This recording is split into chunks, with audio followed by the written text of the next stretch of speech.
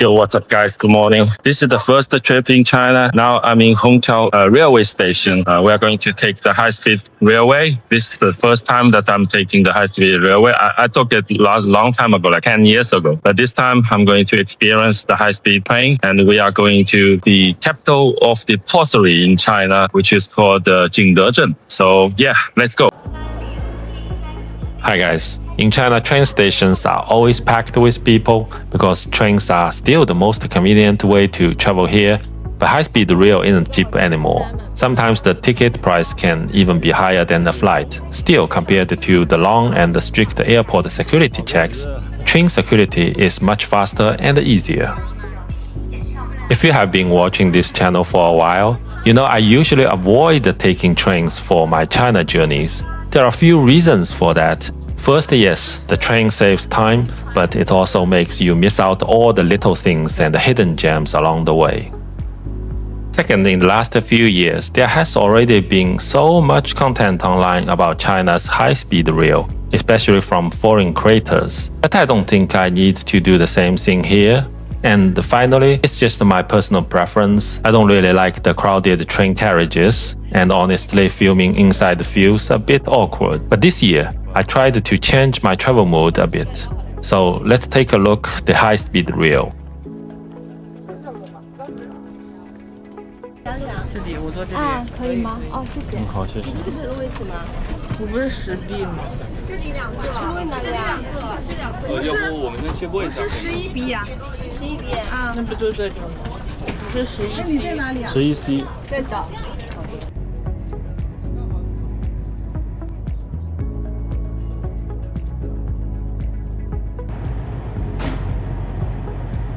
I'm putting on the diaper again. A lot of people are coughing in the train, so to put on this mask. This time we took regular seats, but honestly, the experience with these regular seats are pretty good. The trains are pretty punctual, usually only delayed for a few minutes at most. I often take the train between Sweden and Denmark. Swedish trains are comfortable, but they break down quite often. And when that happens, alternative transportation options are very limited. Of course, I have also traveled on trains across Europe, Italy, France, Spain, and more. Germany's Deutsche Bahn system is probably the best in Europe, with frequent trains, punctual service, and high operational efficiency. China's high-speed rail, however, combines experience from Germany's DB system and Japan's Shinkansen, creating a unique and efficient network. Even China's metro system in the first-tier cities borrow from German and Japanese technologies. Shanghai's first subway line, for example, was built using Siemens technology from Germany. I have to take off the mask. Oh, we are arriving in the northern station of Jingdezhen. It took us like 3 hours and 50 minutes to get here. There are two stations here in Jingdezhen. One is the Jingdezhen railway station, another one is the northern railway station. So we arrived because most of the high-speed railway arrived in northern station. So now we are heading to the hotel to drop our bags. Then the new journey starts. From Shanghai Hongqiao to Jingdezhen North Station, the journey is about 600 kilometers, taking roughly 3 to 4 hours. The ticket costs around 300 RMB, which is about 45 USD. Jingdezhen is located at the border of Jiangxi and Zhejiang provinces and is considered a small city in China, with a population of approximately 1.6 million. Of which around 500,000 live in the urban area. As soon as I get off the train, I immediately feel how different it is from Shanghai. So we have arrived in our hotel. Vera doesn't want to show herself in the camera, so so first let's quickly take a look at the hotel room. This is the entry. a large mirror. This is the restroom, toilet, shower room, as usual. I don't know how to. 2 cubics, 2 double beds, or 1 single bed and 1 king size. Vera will occupy this bed. And a little mini sofa. So since this is the capital of porcelain, then they renovate and put this porcelain wall decoration. Vera is looking for a restaurant. This is, I don't know where it is. This is, I think this is the city center of Jingdezhen, a quite central district.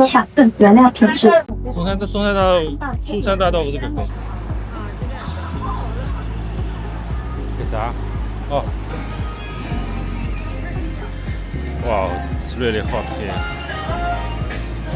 After leaving the hotel, our main goal was to find a place for lunch. We headed to Fuzhou Long, which means Fuzhou Alley, a well-known food street in Jingdezhen. This place is called Fuzhou Long. This is basically the food street. A hustle and bustle, busy food street. We're going to check out some of the local snacks and local cuisine and have a try for the lunch. This snack street isn't too different from the ones I have visited in most Chinese cities. There is still quite a variety of food to try. Traditional food in Jiangxi province tends to be on the spicier side, probably because Jiangxi is in southern China, where the summers are hot and humid. Eating spicy food helps people sweat and get rid of dampness. But Vera and I are from Shanghai, so spicy food isn't really our style. We just grabbed some pan-fried dumplings from a street vendor. After that, we headed to a well-known rice noodle shop in Jingdezhen, which is said to serve some of the best rice noodles in the city.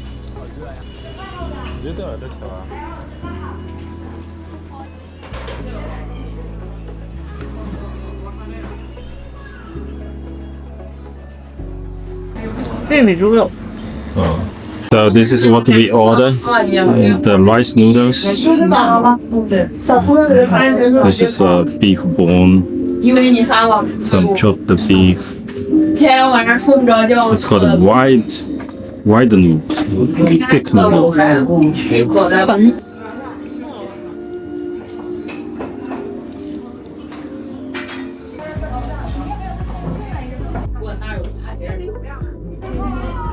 Since Vera was interested in Jingdezhen's Imperial Kiln factory, we headed to Taoyangli after lunch. Like most tourist attractions in China, we need to buy tickets using WeChat QR codes and then verify your ID or passport. The ticket costs 53 RMB per person. Honestly, the entrance fee isn't cheap. Actually, I don't really understand why a third-tier city like Jingdezhen charges similar prices to Shanghai or Beijing, but since this family trip is mainly for Vera, so I have no complaint. This used to be the core area for the Imperial Kiln factory during the Ming and Qing dynasties, hundreds of years ago. The porcelain made here was exclusively for the royal family. Nowadays, however, the place has completely transformed into a hotspot for young people taking photos, along with the ubiquitous Chinese aunties in red outfit that you see all over China.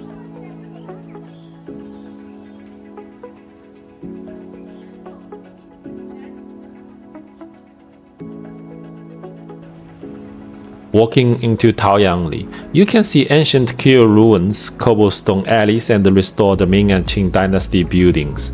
I think these stone-paved lanes are quite charming and unique, but nowadays their main purpose is commercial, selling souvenirs and snacks. So we didn't spend too much time there, just took a quick stroll to get a general feel.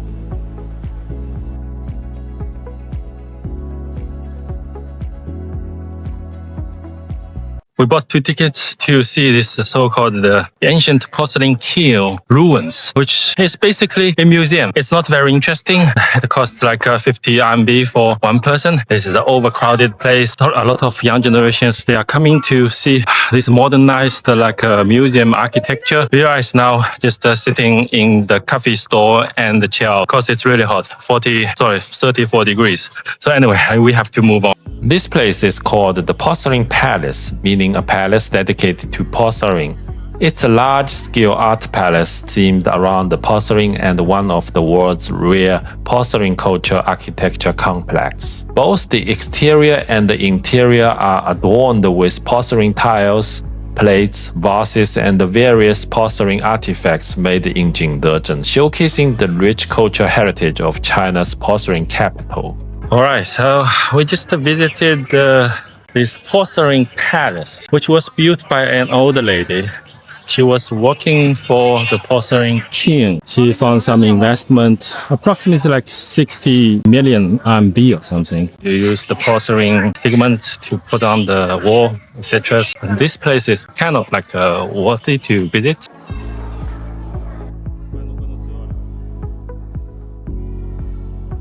This is another palace. In this scenic spot, there's another one up here. Then you see young ladies try to shoot some awesome picture for Chinese Instagram. It is called 小红书, right?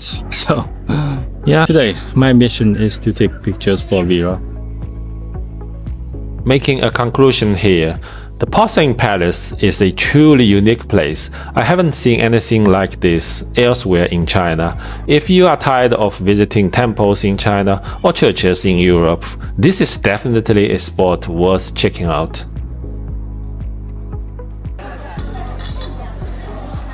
It's very hot. We are in this stuff. Super spicy.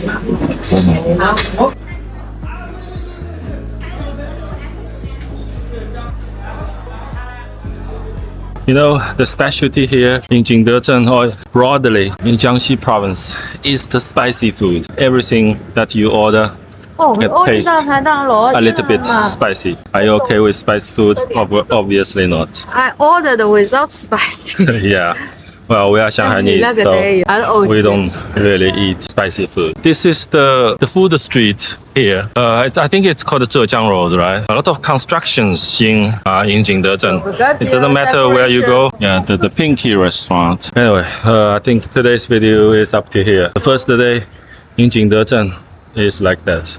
Thanks for watching. Jingdezhen has episode 2 is coming soon. Don't forget to comment, thumb up, and subscribe if you like this video.